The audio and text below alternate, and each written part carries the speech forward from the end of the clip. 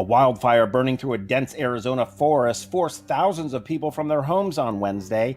It closed a major road and created a huge plume of smoke over the same area devastated by a blaze that killed 19 firefighters 4 years ago. The fire is burning in communities around Prescott. The mountain city is about 100 miles north of Phoenix and draws a mix of desert dwellers escaping the heat, retirees, and visitors to its famed Old West-themed Whiskey Row. While being fanned by winds ranging to 35 miles per hour, the fire has charred 32 square miles. More than 500 firefighters are battling the wildfires. On Wednesday, 32-year-old Michael Tate Reed yelled "Freedom" as he crashed his vehicle into Arkansas's brand new Ten Commandments monument. The privately funded statue had been in place outside the state capitol in Little Rock for less than 24 hours before it was knocked down and smashed to pieces. The incident comes nearly 3 years after the same man was arrested for the destruction of the previous Ten Commandments monument in October of 2014. An official with the American History and Heritage Foundation, the group that raised the money for the monument, said it has already ordered a replacement, but said it would take at least a couple of months. China launched its newest warship on Wednesday, a large guided missile destroyer touted as the latest in naval technology and seen as a challenge to naval rivals in Asia. The ship, dubbed the Type 055 class, represents a big step in the country's military modernization. The 10,000-ton destroyer has been developed entirely in China, and it breaks new ground for the country in the design and assembly of large naval vessels. The new ship is comparable in size to the latest destroyers fielded in Asian waters by the United States, Japan, and South Korea. Indian media reports have raised alarms over the launch, pointing out the destroyer is superior to any ship yet completed by the Indian Navy. A wildfire burning Wednesday through a dense Arizona forest has forced hundreds of people from their homes, closed a major road, and created a huge plume of smoke over the same area devastated by a blaze that killed 19 firefighters 4 years ago. The fire in the mountains about 75 miles north of Phoenix, fanned by 35-mile-per-hour winds, has charred more than 28 square miles. More than 500 firefighters were battling the blaze. Wednesday, protesters staged sit-ins on Capitol Hill as the GOP healthcare plan continues to experience backlash from constituents across the country. 40 protesters were taken into custody. Shouts of "Kill the bill, don't kill me" could be heard outside the offices of GOP leaders. According to NBC News Online, staffers for Senator Rob Portman, Republican of Ohio, actually allowed the demonstrators to enter the offices where they chanted, "Don't save money for millionaires, save Medicaid."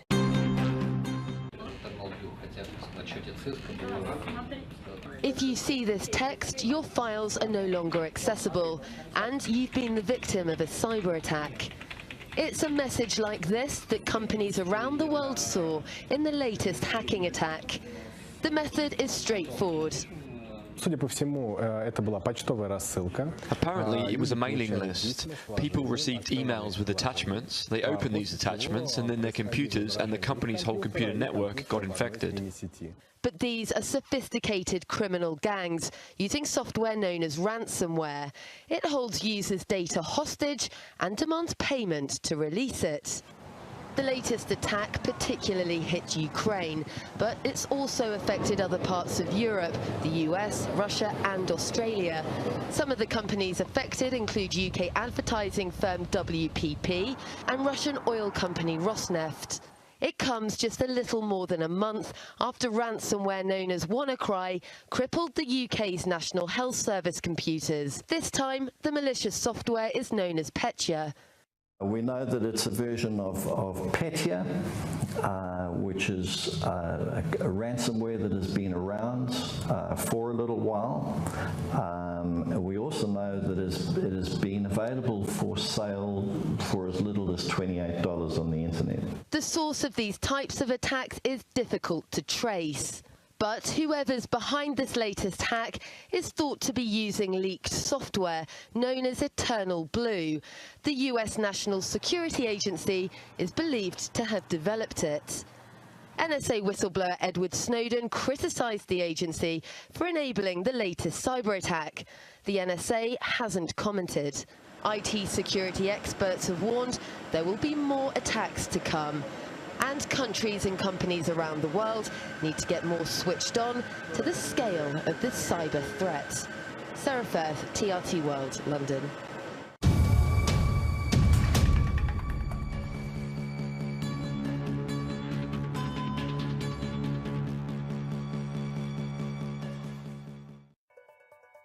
President Nicolas Maduro said a stolen police helicopter fired on Venezuela's Supreme Court Tuesday. He called the incident a thwarted terrorist attack aimed at ousting him from power. The confusing exchange is bound to ratchet up tensions in a country that is already paralyzed by months of deadly anti-government protests. The attack took place as Maduro was speaking live on state television. Venezuela has been roiled by anti-government protests the past 3 months, which have left at least 75 people dead and hundreds injured. A new study has found that concentrations of airborne polychlorinated biphenyls, or PCBs, inside schools could expose students to the compounds at higher levels than through diets. Researchers at the University of Iowa tested the air inside and outside 6 schools, 4 of which are within 2 miles of waterways serving major industries in the area. PCBs can remain in soil and water and can accumulate in animals, leading to exposure to humans through environment and diet. Results of the study showed that the concentration of PCBs were higher inside all the schools compared to outside the school. A new report from the American Society for Dermatologic Surgery reveals that nearly 70% of consumers have considered having non-invasive cosmetic producers. Since 2013, that number has risen, which isn't surprising in the age of selfies and social media runways. The report reviewed 7,322 in a blind online survey, revealing the #1 reason were people considering cosmetic treatments was to gain confidence, look more youthful, and feel more attractive. The desired treatments included injectables, body sculpting, and lasers. Police said Thursday the most senior member of the Catholic Church in Australia, Cardinal George Pell, has been charged with multiple historical sexual assault offenses. When he served as the Archbishop of Melbourne from 1996 to 2001, Pell had previously denied covering up abuse committed by priests. He acknowledged, though, that his predecessor, Archbishop Frank Little, had destroyed documents to protect priests. Victoria Deputy Police Commissioner Shane Patton said at a news conference, "I want to be perfectly clear. The process and the procedures that have been followed in the charging of Cardinal Pell have been the same that have been applied in a whole range of historical sex offenses whenever we investigate them." NBC has reported that in recent weeks, seemingly alien creatures have been found washed up in Monterey Bay. The animals look harmless, but they have caused issues within the fishing communities and may also be a sign of a more ominous issue. These mysterious sea dwellers are called pyrosomes, also referred to as sea pickles or fire bodies. They are made up of multicellular creatures called zooids. National Geographic reported that the fire bodies can be recognized by their cucumber shape and transparent jello-like exterior. Researchers have also noted that the organisms are asexual, but not much else is known. Reuters has reported that U.S. Homeland Security officials are announcing on Wednesday new enhanced security measures for flights arriving in the United States from around the world, but are not announcing an immediate expansion of an in-cabin ban on large electronic devices, including laptops. The decision not to impose new restrictions on laptops is a boost to U.S. airlines, who had worried that an expansion of the ban to Europe or other locations could have caused significant logistical problems and potentially deterred some travel plans. Airports who failed to meet new security requirements could still face future restrictions.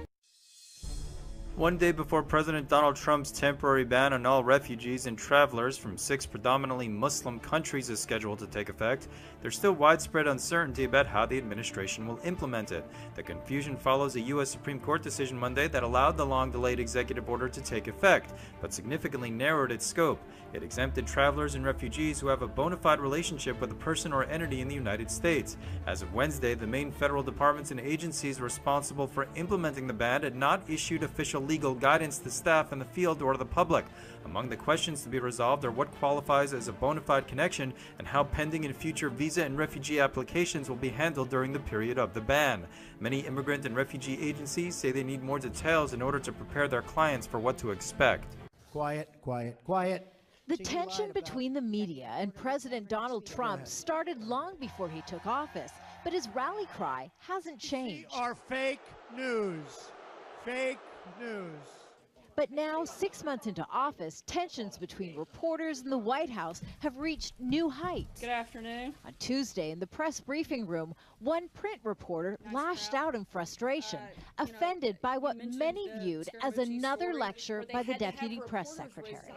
Come on, you're inflaming everybody right here and right now with those words. You're here to ask you questions. Right. You're here to provide the answers, and what you just did is inflammatory to people all over the country who look at it and say, see, once again, the president is right and everybody else out here is fake media. I disagree completely. First of all, I think if anything has been inflamed, it's the dishonesty that often takes place by the news media. You think the whole Russia is just like bull?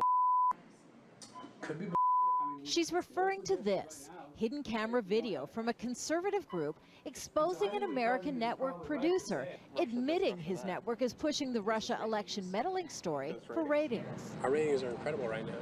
On Monday, 3 employees from the same network resigned over a now retracted story about alleged ties between a Trump ally and a Russian investment fund. The president has doubled down on his accusation of fake news in response. In fact, social media is the president's way of speaking to the public without the filter of the press.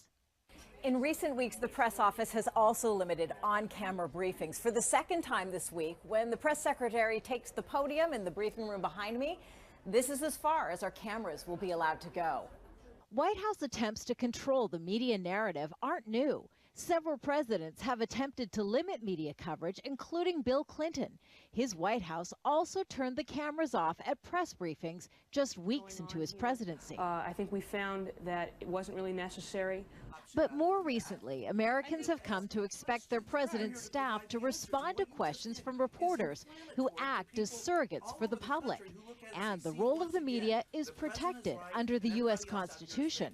And everybody in this room is only trying to do their job. This will be great for everyone. Why do you say if? And now is finding it increasingly difficult to do so, given the limited press access to the Trump White House. He doesn't know if you still believe in climate. Kimberly Helkett, Al Jazeera, Washington. Ashes and rubble are all that's left of Alice Mimosa's shack. She says last month bailiffs forced her and her neighbours from their homes here in Ekurhuleni and then set them alight. Very painful because I'm a single parent, I'm not working. As I said, I'm living with my daughter's grant. So for now to start afresh, I don't know where to go and what to do. The people from here say most of their possessions were destroyed in the fires, like items of clothing. Here, the remains of a bed. Other people say that important documents were destroyed, like driving licenses and birth certificates. And they say they don't understand why the eviction was done in such a violent and destructive way. It was a private security company known as the Red Ant, seen here in a 2012 eviction, that carried it out. Its workers are renowned for their ruthlessness. The Ekurhuleni Metropolitan Authority sent them to evict Alice and her neighbours because it says the settlement was illegal. The residents say they had nowhere else to go, so they built shacks on empty land here where they could be close to jobs. Forced evictions aren't new in South Africa. Under apartheid, the government kept urban centres for whites only and forced blacks and others into faraway townships. In this 1970s eviction near Cape Town, it removed more than 60,000 people. Noor Neeftagodian was among them. Now he researches South Africa's housing problems. Well, that the intention behind the removals has less to do with race, but its consequences being to reinforce racial segregation and urban apartheid. It's principally been about keeping poor people at bay, trying to control the presence of poor people in urban areas and where they are present. The urban population's growing. The government says it's trying to provide housing for poor communities located within reach of jobs, and that evictions are necessary to keep land for other uses, including social housing. You invade a piece of land, you're committing what we call queue jumping. But because we are in a constitutional democracy, we don't evict people illegally. Shireen and her neighbours say they knew of no court proceedings when they were evicted, and they wonder if they'll ever find a place to call home. Malcolm Webb, Al Jazeera, Ekurhuleni, South Africa. Despite seasonal calls nationwide to protect against the flu, reports indicate only about 40% of adults in the U.S. get flu shots. A research team at Emory University in Atlanta, Georgia, has partnered with the GA Institute of Technology in a clinical trial using a patch, similar to a sticking plaster, that has a collection of microneedles on the surface. When the plaster is pressed into the skin, the microneedles dissolve, carrying the active ingredient of the flu vaccine into the body. The study showed the microneedle patch was safe and effective with no adverse reactions reported. More research is needed, but the big takeaway was that people preferred the patch to the traditional needle across the board. On Wednesday, the NYPD announced that it will give out a $40,000 reward for tips involving the case of a mysterious explosion in Central Park that seriously injured a college student. Last July, the student Connor Golden reportedly jumped off a rock formation near the Central Park entrance by 5th Avenue and 60th Street. When he landed, a device left on the ground blew off Golden's lower leg. He now walks with the help of a prosthesis. According to authorities, who are asking visitors with photos around the area to come forward, the compound used in the explosive has been seen in recent attacks overseas. When a small army of militants allied to Islamic State took over parts of Marawi City in the southern Philippines last month, many of the country's Muslims were alarmed. While the Christian-majority Philippines has endured bouts of insurrection by Muslim groups for centuries, the two communities mostly live together peacefully. Now, the vicious urban battle with government forces for control of Marawi may intensify the divide. Almost 400 people have been killed in the month-long battle in the area, which is on the Philippines' southernmost island, Mindanao. On Wednesday, NBC News reports that many in the Chaldean Christian community of Detroit who reportedly voted for Donald Trump are now facing mass deportations. Wissam Naum, a Detroit lawyer and Chaldean community leader, said, "Trump won off our backs, so there is a great sense of betrayal and anger in the community." The Iraqi religious minority group in Michigan fears of being forcibly returned to Iraq, where they fear their faith endangers them. Naum said the Iraqi nationals thought Trump was the best option to keep them safe, since he has spoken about protecting Christians in foreign countries. The leaders of the U.S. and South Korea share a common goal. They both want North Korea to abandon the nuclear and missile programs that have rapidly expanded under the country's supreme leader, Kim Jong-un. Presidents Moon Jae-in and Donald Trump meet for the first time Thursday. They have different ideas about how to reach their common goal. Moon is a liberal who took office last month after his conservative predecessor was impeached on corruption charges. He's a strong proponent of engagement with Pyongyang. The Trump administration wants to pressure Kim to the negotiating table, but with preconditions.